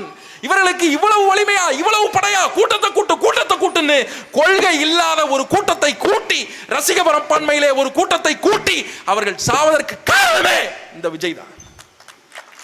நான் வெளிப்படையா குற்றம் சாட்டுறேன், நீ மறுத்து பேசுனி. ஏண்டா தஞ்சாவூர்ல ஒன்ன பார்க்க மண்டையில் அடிபட்டு செத்து போற நிலைமையில ஒருத்தன் கிடக்குறான்டா. உனக்கு கல்யாண நிகழ்ச்சி கேக்குது, கல்யாண நிகழ்ச்சி 41 வருஷத்து போயிட்டா மலேசியாவில் போய் உனக்கு ஆட்டம் கேக்குது, ஆட்டம் கேக்குது. இவர்கள் இந்த சமூகத்திற்கு ஏற்படக்கூடிய மிகப்பெரிய ஆபத்து. இவர்கள் கைகளிலே இந்த நாடு சேர்க்கக்கூடாது. அதிமுக திமுக இவர்களுக்கு மாற்று தாவேக்கா ஒருபோதும் அல்ல. அவர் ஒரு அரசியல் தலைவரே இல்லை. தாவேக்காவை ஆதரிப்பது, தாவேக்காவிற்கு வாக்கு செலுத்த வேண்டும் என்று நினைப்பது மனிதர்களிடையே இருக்கக்கூடிய குரூரமான எண்ணங்களுக்கு தீனி போடுவது மாதிரியான காரியம். அதை ஒருபோதும் செய்யக்கூடாது. பொதுமக்கள், உங்கள் வீட்டிலே பிள்ளைகள் இருந்தால் பிள்ளைகளிடத்திலும் சொல்லுங்கள், அதை செய்யக்கூடாது என்று சொல்லுங்கள். பிள்ளைகளுக்கு விவரம் தெரியாது, நாம தான் சொல்லிக் கொடுக்கணும். உறுதியா சொல்லுங்க. மதிப்பிற்குரிய மாற்றாக நாம் தமிழர் கட்சியிலே இந்த பிள்ளைகள் நிற்கிறோம். இந்த கன்னியாகுமரி சட்டமன்ற தொகுதியினுடைய வெற்றி வேட்பாளராக எங்களுடைய மதிப்பிற்குரிய சகோதரி மரிய ஜெனிஃபர் அவர்கள் இந்த தொகுதியிலே போட்டியிடுகிறார்கள். கனவு கன்னியாகுமரி என்கிற மகாபெரிய திட்டத்தோடு இந்த தொகுதியிலே களம் காண்கிறார்கள். உங்களுடைய பெருவாரியான வாக்குகளை நீங்கள் அவர்களுக்கு செலுத்த வேண்டும், அவர்களை வெற்றியடைய வைக்க வேண்டும். தன்னலமற்று பல வழிகளிலே பல வகைகளிலே பொருளீட்டக்கூடிய வாய்ப்பிருந்தும், பல நாடுகளிலே வேலை பார்க்கக்கூடிய வாய்ப்பிருந்தும், பல MNCs அவரை வேலைக்காக தொடர்ச்சியாக அழைத்த போதும், பல லட்சங்களில் சம்பளம் இருந்தும் அதையெல்லாம் விட்டுவிட்டு மண்ணுக்காக மக்களுக்காக நிற்க வேண்டும் என்று நிற்கிறாரே, அதுதான் மிக முக்கியமானது. அந்த எண்ணம் தான் முக்கியமானது. நான் ஒரு விடயத்தை கவனித்தேன் இதே மேடையிலே. வெளிப்படையாக அதை பல ஆண்கள் செய்ய மாட்டார்கள். மரிய ஜெனிஃபர் அவர்கள் மேடையிலே நின்றார். அவருடைய உயரம் போதவில்லை, மைக் கீழே இருந்தது. வேகமாக தீபக் வந்தார், ஒரு பலகையை எடுத்தார், போட்டார், நிற்க சொன்னார். உண்மையிலேயே மனைவி உயருவதில் எவ்வளவு அக்கறை கொண்ட ஒரு மனிதர் அந்த மனிதர். அந்த அக்கறைக்காகவே நீங்கள் வாக்கு செலுத்த வேண்டும். பெருமக்களே, திட்டங்கள் உண்டு, கனவுகள் உண்டு. இந்த நிலத்தை, இந்த ஊரை மாற்றி அமைப்பதற்கான வழிவாய்ப்புகள் உண்டு. அதிகாரம் மட்டும் தான் தேவைப்படுகிறது. அதிகாரம் இல்லாத போதே மிகப்பெரிய நன்மைகளை இந்த மண்ணுக்கு செய்த பிள்ளைகள். அதிகாரம் இருந்தால் மிக சீரும் சிறப்பான முறையில் இந்த ஊரை மாற்ற முடியும். எங்களுடைய தலைவர் யார்? எங்களுடைய தலைவர் தேசிய தலைவர் மேதகுவே பிரபாகரன் அவர்கள் இருக்கிறாரே. 30 ஆண்டுகளுக்கு மேலாக ஈழத்திலே ஒரு மகாபெரிய விடுதலை போராட்டத்தை முன்னின்று கையில் எடுத்த பெருமகன். லட்சக்கணக்கான மா வீரர்களின் உயிர் தியாகத்திலே நித்தம் எண்ணெய் ஊற்றி வளர்க்கப்பட்ட ஒரு விடுதலை போராட்டம். அந்த விடுதலை போராட்டத்தை கைகொண்டு அந்த களத்திலே நின்றாரே அந்த பெருமகன். அவர் களத்திலே நிற்கிற போது உலகத்தின் 54 நாடுகளில் விடுதலை புலிகள் அங்கீகரிக்கப்பட்டு இயங்கி வந்தார்கள். அது தாண்டி பல நாடுகளில் இயங்கி வந்தார்கள். நீங்கள் அந்த புகைப்படத்தை பார்த்திருக்க கூடும். கடைசி நேரத்திலே எங்களுடைய அன்பு பிள்ளை, எங்கள் இளவரசன் பாலச்சந்திரன் அவர்கள், பிரபாகரன் அவருடைய பிள்ளை பாலச்சந்திரன் அவர்கள் மாறிலே குண்டு தாங்கி இறந்து போயிருப்பார். செத்து விடுகிற அந்த புகைப்படத்தை நீங்கள் பார்த்திருக்க முடியும். நெஞ்சை உழுக்கக்கூடிய புகைப்படம் அது. எனக்கு அவர் மீது கோபம் உண்டு. அந்த மனிதன் மட்டும் நினைத்திருந்தால் உலகில் 54 நாடுகளில் எந்த நாட்டிற்கு வேண்டுமானாலும் தன் பிள்ளையை 24 மணி நேரத்தில் அனுப்பி வைத்திருக்க முடியும். தன் வாரிசை காப்பாற்றிக் கொள்ள முடியும். ஆனால் அந்த மனிதன் அதை செய்யவில்லை. என் படையிலே நிற்கிற கடைசி படையணி வீரனுக்கும் என்ன வாய்ப்புண்டோ அந்த வாய்ப்புகள் எனக்கு போதுமானது என்று சமத்துவத்தை முன்னிறுத்தி களத்திலே நின்ற பெருமகன். அந்த பெருமகன் தன்னை போலவே அடுத்தவரையும் பார்த்தார்.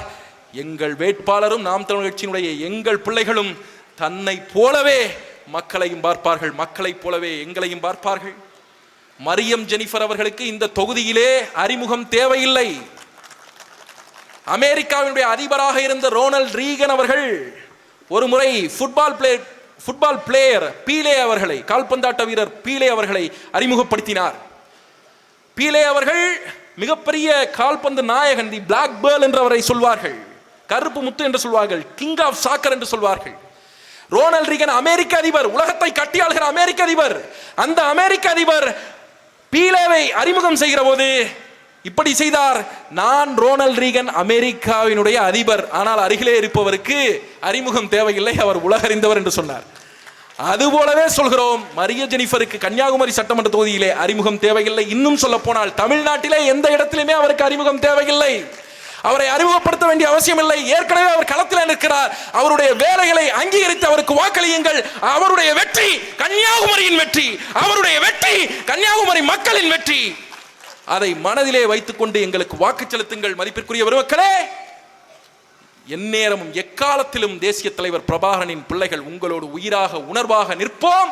இந்த உறுதிமொழியை நான் இந்த மேடையிலே உங்களுக்கு வழங்குகிறேன்.